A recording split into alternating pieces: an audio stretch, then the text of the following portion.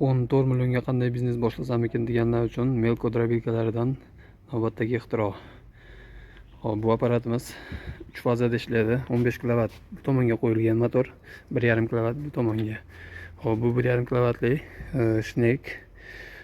Bu yerdan chiqqan mahsulotni tepaga olib chiqib, bir yo'la qoplab beradi. Bu tomonga ikkita qop kiydiriladi.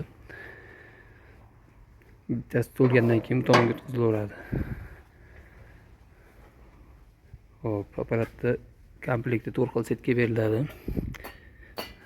O'zida ichida bitta bor. Ko'rsatib qo'yaylik.